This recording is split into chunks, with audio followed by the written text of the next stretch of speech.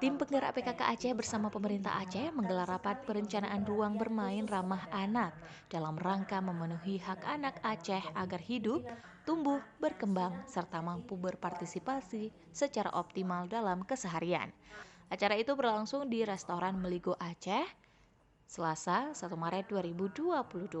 Kegiatan yang dilaksanakan secara hybrid itu dilaksanakan untuk membangun kemitraan dengan masyarakat dan dunia usaha untuk menyediakan ruang bermain ramah anak RBRA di Banda Aceh selaku ibu kota provinsi.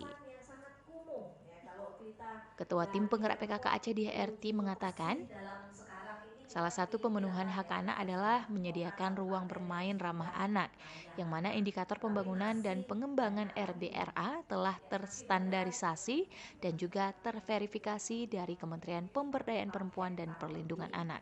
Karena itu, untuk mempercepat terwujudnya RBRA, PKK bersama stakeholder terkait mempresentasikan konsep ide ruang bermain ramah anak tersebut di hadapan mitra kerja mulai dari badan usaha dan perusahaan maupun instansi pemerintah terkait.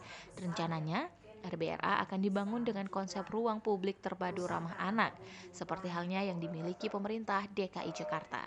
Pembangunan RBRA percontohan dengan konsep RPTRA ini ditargetkan akan dibangun di kawasan Taman Ratu Safiatuddin karena dinilai lokasi yang sudah memenuhi kriteria dan juga standar.